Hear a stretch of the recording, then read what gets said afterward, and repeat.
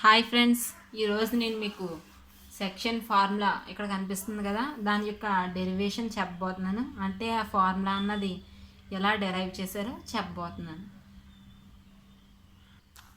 నార్మల్గా అయితే ఇప్పుడు ఈ లైన్ తీసుకుంటే ఈ లైన్ అన్నది 5 సెంటీమీటర్స్ ఉంటే, అలాగే ఈ లైన్ని ఇక్కడ పి అనే పాయింట్ 2:3 రేషియోలో విడదీసింది అనుకుంటే, అప్పుడు దీని లెంత్ ఎంత అవుతుంది, దీని లెంత్ ఎంత అవుతుంది అన్నదానికి మనం ఫస్ట్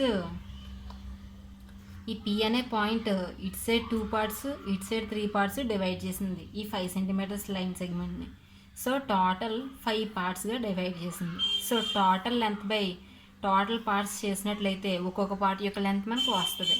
సో ఒక్కొక్క పార్ట్ యొక్క లెంత్ 1 అంటే 1 సెంటీమీటర్ అనుకుంటే కనుక, ఇక్కడ 2 పార్ట్స్ కాబట్టి ఇది 2 సెంటీమీటర్స్ అవుతుంది. అలాగే ఇక్కడ ఇది 3 పార్ట్స్ కాబట్టి ఇది 3 సెంటీమీటర్స్ అవుతుంది. సో ఈ పక్కన అనేది 2 సెంటీమీటర్స్, ఈ పక్కన అనేది 3 సెంటీమీటర్స్. మనం ఒకవేళ చెక్ చేసుకుంటే కనుక ఇక్కడ ఏపీ బై పీబీ అనేది మనకు రేషియో అనేది 2:3 కాబట్టి 2/3 రావాలి. ఏపీ అనేది మనకు 2, పీబీ అనేది 3, సో 2/3 సరిపోయింది. సో మనం చేసింది కరెక్టే. అలా కాకుండా కోఆర్డినేట్ జామెట్రీలో చూసుకున్నట్లయితే ఇక్కడ చూడండి, ఏ అనే లైన్ ఏ అనే పాయింట్ని బి అనే పాయింట్ని కలపగా మనకు ఒక లైన్ వచ్చింది. అలాగే ఆ లైన్ని పి అనే పాయింట్ L:M రేషియోలో విడదీస్తుంది అనుకుంటే, మనం ఇప్పుడు ఈ పి యొక్క కోఆర్డినేట్స్ని కనిపెట్టాలి. సో దానికోసం మనం ముందుగా ఏం చేయాలంటే, మనం ఎప్పట్లానే కోఆర్డినేట్స్ ప్రకారం లెంత్స్ని డివైడ్ చేసుకుందాం. ఇక్కడ చూసినట్లయితే ఇక్కడ x1 అని ఉంది. x1 అంటే perpendicular distance from y axis. So ఈ డిస్టెన్స్ అనేది x1 అవుతుంది. అలాగే y1 అంటే perpendicular distance from x axis. So ఈ డిస్టెన్స్ అనేది y1 అవుతుంది. ఆటోమేటిక్గా ఇది y1 అవుతుంది. అలాగే ఇది x1 అవుతుంది. నెక్స్ట్ బి అనే పాయింట్ దగ్గర కూడా చూసుకున్నట్లయితే x2 అంటే perpendicular distance from y axis. So ఇది x2 అవుతుంది. అలాగే y2 అంటే perpendicular distance from x axis. So ఇది y2 అవుతుంది. సో ఆటోమేటిక్గా ఈ డిస్టెన్స్ అనేది y2 అవుతుంది. ఈ డిస్టెన్స్ అనేది మనకు x2 అవుతుంది. మనం ఇక్కడ కనిపిస్తుంది కదా x, y అన్నదానికి కూడా చూద్దాం. ఫస్ట్ y అంటే perpendicular distance from x axis. So ఈ డిస్టెన్స్ y అవుతుంది. అలాగే ఈ డిస్టెన్స్ x అవుతుంది. సో ఈ డిస్టెన్స్ అనేది మనకి x అవుతుంది, ఇదిగోండి ఇక్కడ వరకు. అలాగే ఈ డిస్టెన్స్ అనేది మనకు y అవుతుంది. నెక్స్ట్ నేను వీటికి కూడా పేర్లు పెట్టుకుంటున్నాను మనకి బాగుంటుందని. చూడండి, నెక్స్ట్ మనం ఇలా ఒక పర్పెండిక్యులర్ లైన్ గీసుకున్నట్లయితే నేను దీనికి CD అని పేర్లు పెట్టుకున్నాను. సో ఇక్కడ మీరు చూసినట్లయితే చూడండి, ఈ రెండు రైట్ యాంగిల్ ట్రయాంగిల్స్ ఎప్పుడూ కూడా సిమిలర్గా ఉంటాయి. సో మనం సిమిలర్గా ఉన్నప్పుడు ఏం చెప్పచ్చు, ఏసీ ఫస్ట్ హైపోటెన్యూస్ చూసుకుందాం. సో మనకు తెలుసు కదా, ఇక్కడ 2:3 అంటే ratio equal to AP by PB. అలాగే ఇక్కడ కూడా L/M ఈక్వల్ టు అంటే L:M రేషియో కాబట్టి L/M equal to AP by PB. ఈ రెండు ట్రయాంగిళ్ళు సిమిలర్గా ఉన్నాయి కాబట్టి మనం AP by PB equal to మనకు పీసీ బై బీడీ అవుతుంది. అంటే ఇవన్నీ ఈక్వల్ రేషియోలో ఉంటాయి. అలాగే ఏసీ బై పీడీ అవుతుంది.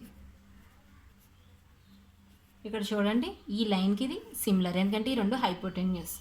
అలాగే ఇక్కడ ఏసీ అన్నది పీడీకి సిమిలర్ ఎందుకంటే ఈ రెండింటి మధ్య యాంగిల్ చూసుకున్నట్లయితే సిమిలర్గా ఉంటుంది. నెక్స్ట్ బీడీ బై పీసీ ఈ విధంగా ఈక్వల్. సో మనం ఫస్ట్ ఏపీ లెంత్ మనం ఎలాగో ఫైండ్ అవుట్ చేయడం. సో మనం ఫస్ట్ పీసీ లెంత్ కనిపెడదాం. పీసీ అంటే ఈ పార్ట్ అన్నమాట. సో ఈ పార్ట్ మనకి ఎలా వస్తుంది, వైలోంచి y1 తీసేస్తే వస్తుంది. సో ఈ పార్ట్ యొక్క లెంత్ y మైనస్ y1. అలాగే బీడీ లెంత్ చూసినట్లయితే బీడీ లెంత్ ఇది, అంటే ఈ లెంత్ అన్నమాట. ఇది ఎలా వస్తుంది, ఇందులోంచి ఇది తీసేస్తే వస్తుంది. ఇది y2. So y2 minus y అన్నమాట.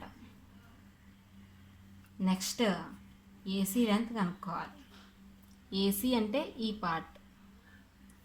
పార్ట్ మనకి ఎలా వస్తుంది, ఇందులోంచి ఈ పార్ట్ తీసేస్తే వస్తుంది. సో అది x minus x1. Next PD length మనకి ఎలా వస్తుంది, ఈ పార్ట్. సో ఇది x2 minus x. So L/M equal to AP/PB. AP/PB అనేది PC/BDకి ఈక్వల్, అలాగే AC/PDకి ఈక్వల్. సో L/M అనేది PC/BDకి ఈక్వల్, అలాగే L/M అనేది AC/PDకి కూడా equal. So L/M equal to PC మనకు ఎంత వచ్చింది, y minus y1 by BD అంటే y2 మైనస్ y. అలానే L/M ఈక్వల్ టు AC మనకు x minus x1 by PD అనేది x2 minus x. Cross multiplication చేసినట్లయితే L into y2 minus y equal to m into y minus y1. Multiply చేసినట్లయితే Ly2 minus Ly equal to my minus my1. So మనకు plus రావాలనుకుంటున్నాం కాబట్టి Ly అటు తీసుకెళ్ళినట్లయితే చూడండి, ఇక్కడ మనకు Ly2 my1 ఇటు side తీసుకొద్దాం, my1 equal to my plus Ly వచ్చింది. ఈ రెండింటిలో y కామన్గా ఉంది. సో y కామన్ తీసినట్లయితే y into L plus m equal to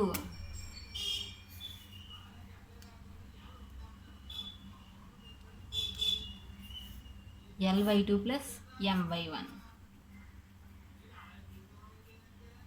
ఇక్కడ మనకు y కావాలి కాబట్టి ఇక్కడ y అనేది L ప్లస్ mని ఇంటూ చేస్తుంది.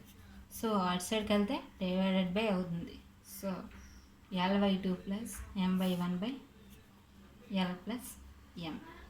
ఇది y కోఆర్డినేట్.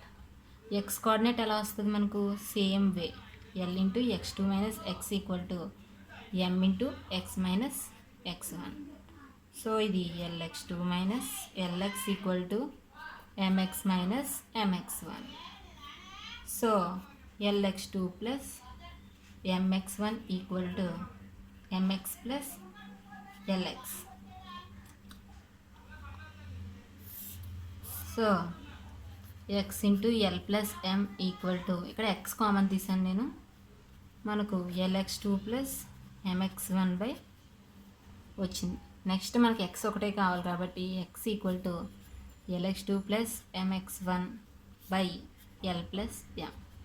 ఇది x కోఆర్డినేట్. చూడండి, x కోఆర్డినేట్లో మనకు Lx2 plus mx1 by L plus m. Same ఇక్కడ వచ్చింది. y కోఆర్డినేట్ అనేది Ly2 plus my1 by L plus m. So ఈ విధంగా సెక్షన్ ఫార్ములా అనేది డెరైవ్ చేశారు. మీకు ఈ వీడియో నచ్చినట్లయితే షేర్ చేయండి, అలాగే సబ్స్క్రైబ్ చేయండి, లైక్ చేయండి. ఏమైనా డౌట్స్ ఉంటే కామెంట్ చేయండి. Thanks for watching my video.